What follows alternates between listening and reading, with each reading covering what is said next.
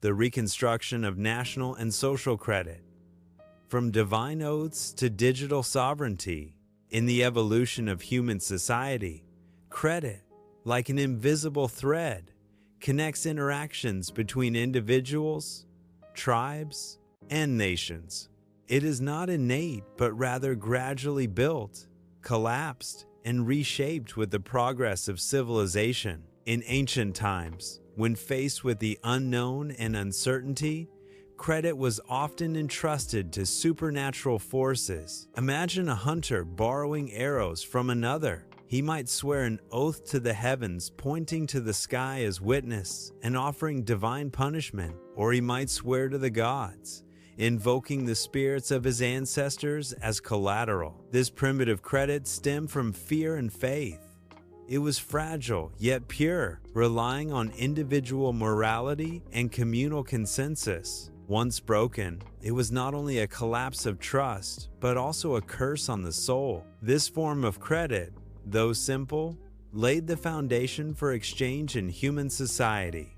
As humans transitioned from nomadic to settled life, frequent interactions between settlements occurred, and exchange ceased to be occasional, but became a necessity for survival. The earliest transactions were barter, a basket of fruit for a stone tool, an animal hide for a bag of grain. This kind of equivalent exchange relied on immediate assessment and mutual trust.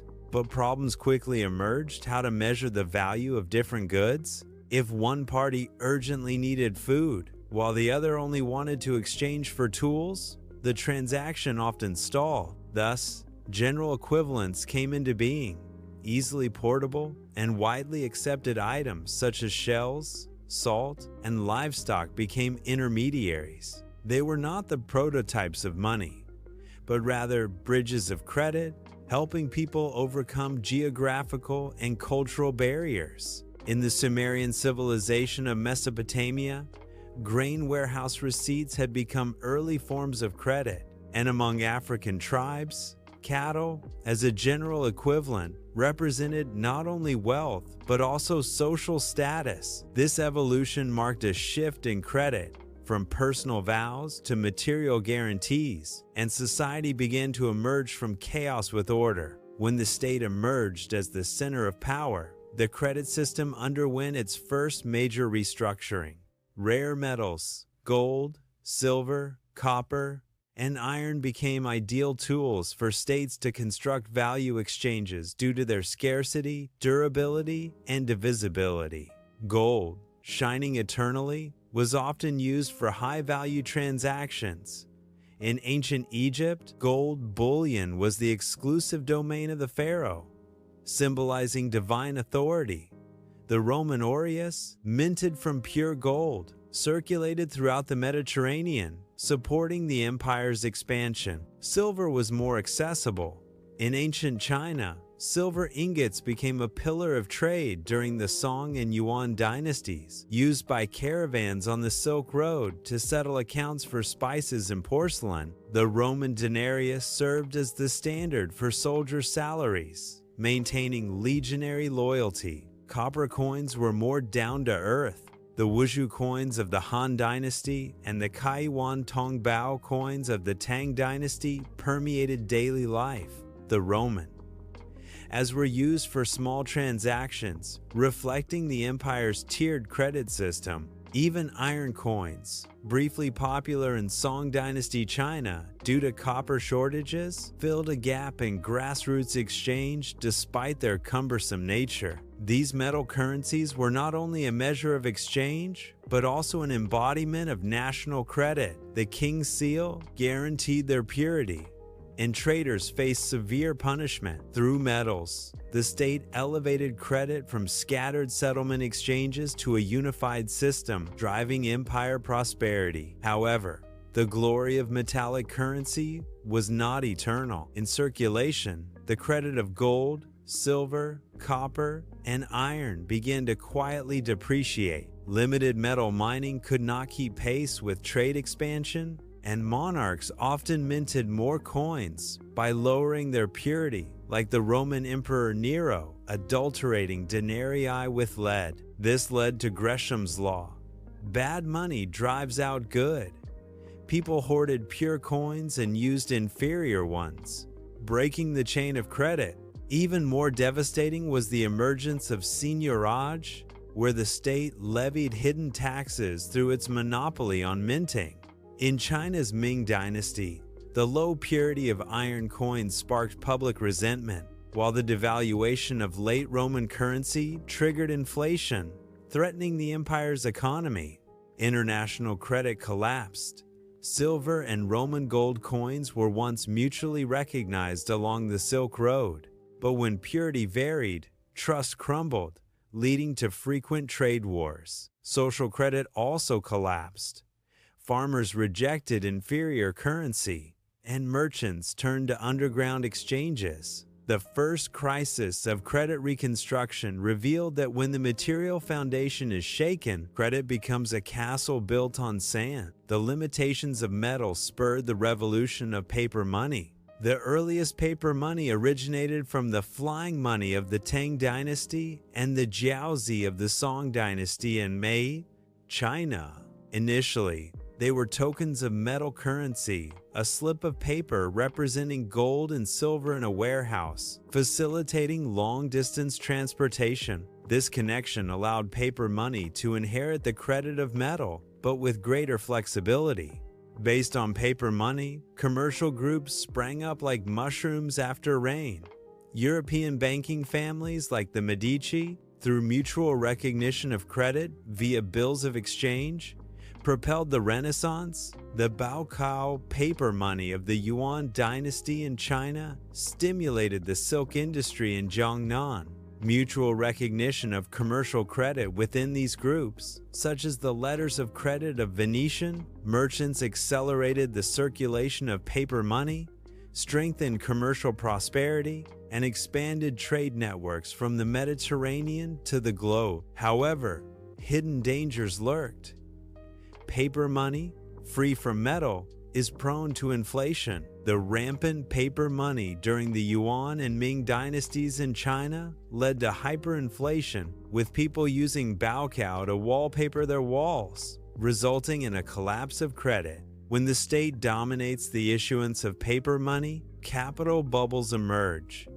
Britain's South Sea bubble and France's Mississippi plan both collapsed because paper money became detached from real value. Paper money reconstructed credit, but exposed the trap of greed behind prosperity, lay the fragility of credit. In the modern era, the credit system transformed again. Capital credit rose, and the credit of individuals and organizations no longer relied on oaths or medals, but was defined and assessed by national institutions. Credit bureaus, such as the American Experian, assessed borrowers' reliability through data, fueling the financing boom of the Industrial Revolution. With the rise of nation-states, national credit became a symbol of sovereignty. National debt, such as British government bonds, backed by tax revenue and military power, attracted global capital. The US dollar shifted from a gold standard to a credit standard, symbolizing the hegemony of a superpower. This credit reconstruction embedded personal credit into the national framework, giving rise to the modern financial system, but also creating crises, such as the Great Depression of 1929, exposing the global contagiousness of credit bubbles. National credit is no longer the mark of a monarch, but a shield of sovereignty, safeguarding social stability. Today, paper money has entered the digital age. Digitalization of paper currency refers to converting traditional banknotes into electronic form, such as mobile payments and central bank digital currencies, CBDCs. Essentially, these remain state-issued credit certificates, subject to central bank regulation. In contrast, digital currencies like Bitcoin are decentralized assets based on blockchain technology, independent of a single issuer. Digitalization retains the attributes of physical banknotes, stability and traceability. Digital currencies, on the other hand, pursue anonymity and cross-border freedom. The former is a continuation of credit, the latter an attempted disruption. Digital currencies claim decentralization, yet this inherently contradicts the nature of currency. First, as a measure of value, currency needs to be constant, but Bitcoin fluctuates wildly, experiencing dramatic price swings, making it unreliable. Second, its use cases originated on the dark web, such as the black market transactions along the Silk Road, far removed from the mainstream economy. At a deeper level, monetary sovereignty is equivalent to national sovereignty. Decentralization, while seemingly democratic, is in reality non-existent.